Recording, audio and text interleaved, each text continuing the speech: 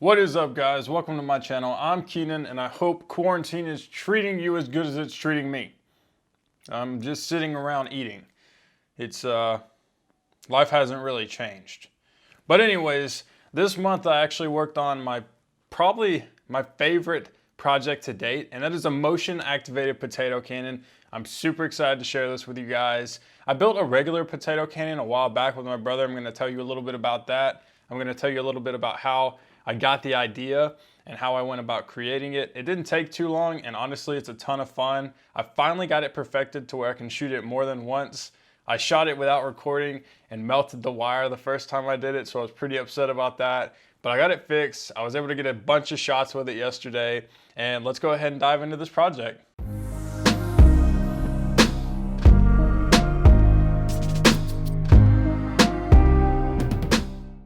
The first time we built this gun, we ran down to Home Depot, grabbed everything we needed, and came home and stunk the house up with PVC glue. It lingered for hours. It was awful. But the design was really simple. We actually got this from another video. I don't remember who it was, or else I would give him credit in this video. Really simple design. You've got the chamber here that holds the hairspray. So you just spray it in the back, screw the cap on like so, and this just holds it in place once you've got the hairspray inside. After you've got it screwed on like that, you've got a barbecue lighter up front. And this was like a $12 lighter. It does not cost a lot to make one of these. You click it, you hear it snap. It sends a little spark inside that lights it. Since the potato is already lodged in there, it's only got one way to escape, the gas that is. So it travels down this tube and shoots your potato out. They're really fun to shoot and not hard to build at all. But I wanted to upgrade it, especially after getting introduced to microcontrollers. And I have an Arduino Uno. I've also got a couple Arduino Micros and an ESP8266 module. And I went with the ESP8266 for this version of my gun, and I'll tell you why here in a sec. I went with the ESP8266 module so that I could use the Blink API app on my iPhone and connect to the gun directly. This allowed me to disarm and arm the gun whenever I wanted to. It also gave me a digital kill switch in case things went wrong. So this gun has the PIR motion sensor up front, and this is a little 3D printed bracket I've got it sitting on. That way it sits forward down the barrel and can see everything in front of it. Now, once this detects any movement, it's going to talk directly through these lines down to my ESP8266. And once it receives that detection, the ESP8266 is going to tell the relay to cut on or off, allowing this circuit to be completed.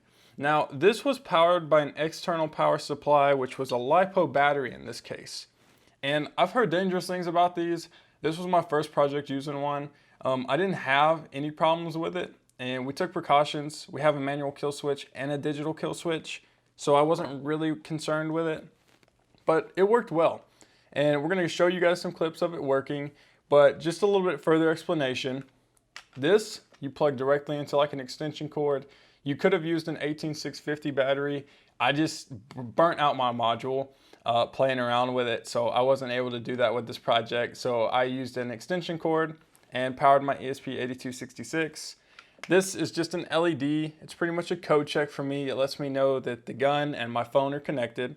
And then from there, the gun does the rest of the work. You arm it, you disarm it. Once it's armed and it detects any motion, if it's loaded, it'll set itself off, and it'll let this current or this circuit here be connected for 1 second, long enough to light the nichrome wire inside and allow the gun to fire. So really simple stuff, nothing too complicated, and a really fun project overall. Now that the motion activated potato pistol was ready to be shot, it was assembled and all set up, we headed down to my brother's shop, which was only a couple blocks away. Now, this area was secluded enough that it dampened the sound to where it wouldn't alert any of the neighbors, especially being a couple blocks from downtown. And it also helped to control any external variables from really screwing up the first test. So we got down there, got my camera gear, got everything all set up, and mounted the potato cannon in a vise. We didn't want anybody holding it for the first time, especially using a LiPo battery, just in case it discharged too much or short-circuited the battery and screwed it up, because those can get dangerous really quick. And so once it was mounted, I used the Blink API on my phone and connected it over a personal hotspot. So now I was in control of my gun and I had it armed and disarmed. Loaded it up, put the hairspray in it, and armed it. We did a couple tests. We had a blade. My brother's a real big blacksmith guy, so he had some extra blades. We set it up on another vise right in front of the potato pistol and shot it, and it split the potato in half. It's awesome. You guys are gonna get to see that. And we also shot it some caution tape. We shot it a lid that came from some kind of pot. I'm not sure where it came from, but we shot it. And then my buddy, for whatever reason, wanted to see how hard it would hit. He wanted to compare it to a paintball gun. So he decided to get in front of the gun, and I wasn't for it at first, okay? But I mean, he volunteered. So I shot at his direction. It didn't hit him. I'm kind of glad it didn't hit him, but it came close. Just because I didn't really want to go to the hospital right now with this whole situation and everything going on. But guys, I hope you enjoy these clips. Let's go ahead and roll them now. All right guys, so the potato cannon's in place now. We got the PIR sensor up top, so it can detect any movement. That runs with these wires all the way down over here to the ESP8266, which has a LED attached, just to let us know when the code is working properly. All this is plugged in right here. This is powering the ESP. Got your relay. This is where the power source will be plugged into.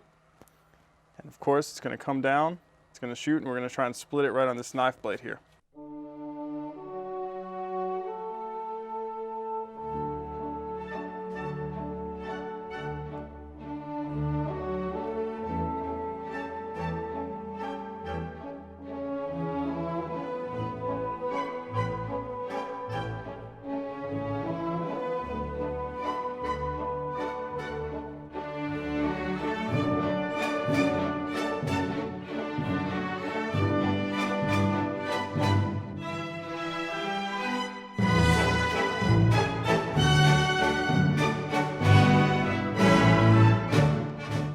Alright guys, that pretty much wraps up today's video. Thank you so much for watching, and if you did like the video, definitely leave a like. It helps YouTube to promote this video to other creators just like us, and definitely consider subscribing. I'm at 43 at the moment, so I'm hoping to hit 100 here soon in the next couple of months. I think we'll be on track to hit it, and I love talking to you guys. So leave a comment in the comment section if you thought something about this video was cool or interesting, or do you have a question. Like I said, I'm probably not going to drop the code for this video just because I don't want to be accountable for anything stupid done with a motion activated potato cannon. You can see how that would go wrong in the hands of a child. Okay, let's be honest. So probably not going to do that. But anyways, I got a little sneak peek for you guys at the end, so don't leave just yet. Wait a little bit longer. Until next time, see you guys.